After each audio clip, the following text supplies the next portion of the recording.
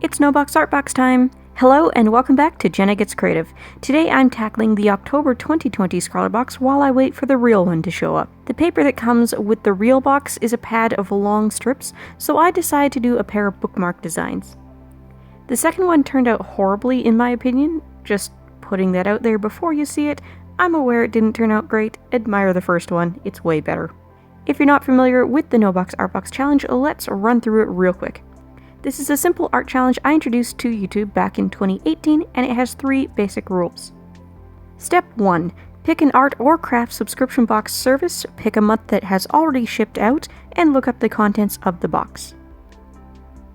Step 2. Match the supplies that were sent as close as possible using supplies you already own.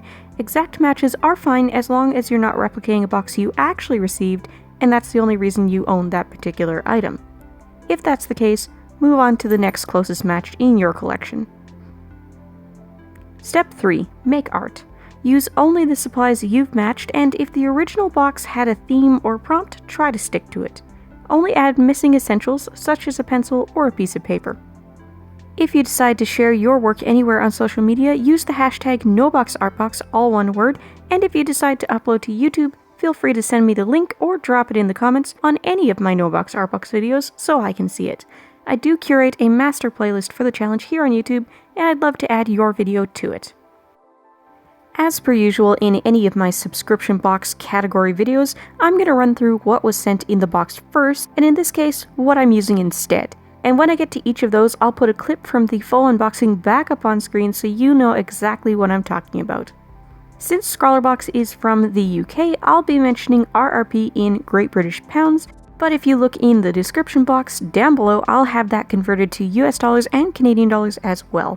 I'll also have prices in the wild if you purchase the items separately, and I'll have RRP and real world box totals, and I'll do the savings calculations for you based on what you would be paying for the box at different prepay rates and with and without the international shipping fee. Once I'm done going through the items that were in the original box and what I'm using instead, I'll talk a little more about the pieces I created, my general impression of the supply combination, and in this case, I'll discuss my hopes for the actual box when it arrives. Ready? The first item is a 12 set of full-sized water-based calligraphy markers from Manuscript. The Manuscript Flexi Cali Creative pens have super flexible chisel nibs and come in a rainbow of water-based inks. I haven't been able to find the exact shade names, but the set comes with red, orange, yellow, green, light blue, dark blue, purple, pink, turquoise, brown, grey, and black. RRP for the 12 set is £16.50. I don't have a rainbow set of anything in a suitable dupe for this nib, so I'm matching the water-based ink that can be used with water for watercolor effects.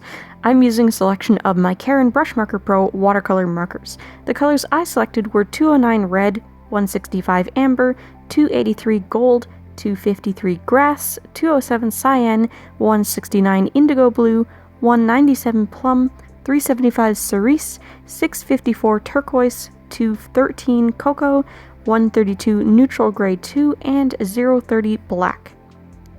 The second item sent was a Kuretake Food twin tip marker. This is a semi-flexible plastic tapered nib situation on both ends, in black ink on one end and gray on the other, exactly like Tombo's dual-tipped food pen, which is what I'll be using in its place. RRP on the Kuretake pen is £5 according to Jackson's, and I absolutely cannot find a Kuretake brand listing in North America, but JetPens for the US market has an identical looking pen with an otherwise identical name by Pentel. Next up is the pencil for this box, the Koh-i-Noor 1860 graphite pencil in B. This is specifically the gray-barreled pencils, and I've never seen this particular line of graphite pencils in North America. When Scrawlerbox sent this exact pencil in 2B in a 2018 box, the RRP was 38p, so we'll go with that, and the 2B is what I'm using. Well, it's what I put in the box. I didn't actually use it at all. The last pen in the box is the Central Pen Liner 2811F, and this is a standard black pigment ink fine liner pen in size 03. This is a Czech import, and the only way I could get a price for it was to convert the price on the Czech manufacturer's website, so we're estimating RRP at 22p. In its place, I'm using a Unipin pigment liner in 03.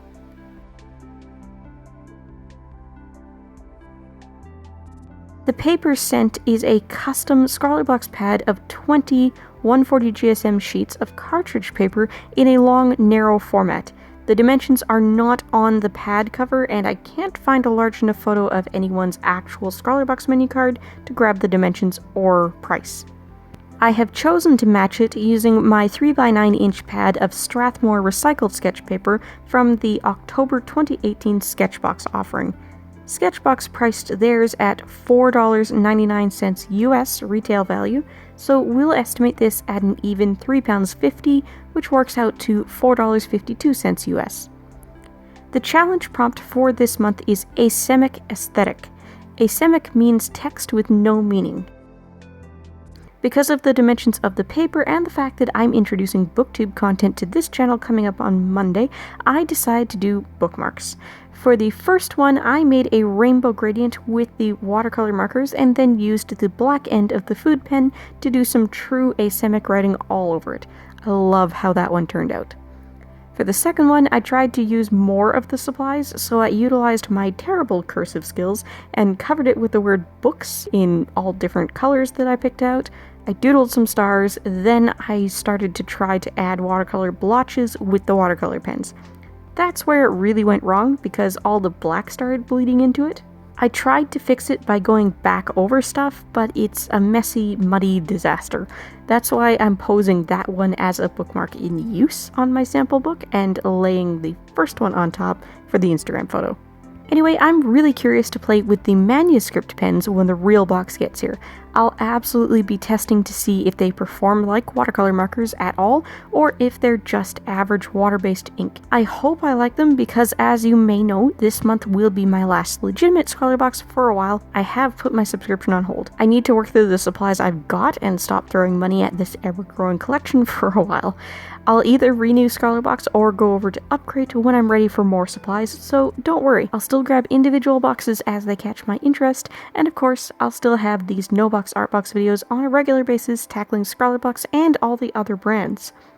I'll be keeping my eye on Scrawlrbox in particular for future no-box Artbox videos, but now that I'll no longer be getting the real ones to compare to, I reserve the right to ignore the ones that don't excite me or don't fit into my schedule. As I mentioned, the first book topic video on this channel will be going up on Monday. If that's not your thing, no worries. I'll see you next Wednesday with November's Colors of the Month, and Friday with a special Pokemon-themed collab with Weblight Dreams. If you're looking for more to watch, I've got some suggestions up on the left side of the screen now, and if you liked what you saw, why not hit like, leave a comment, and maybe even subscribe, because if you like living life creatively, whatever that means to you, I'd love to have you along for the ride. Bye guys!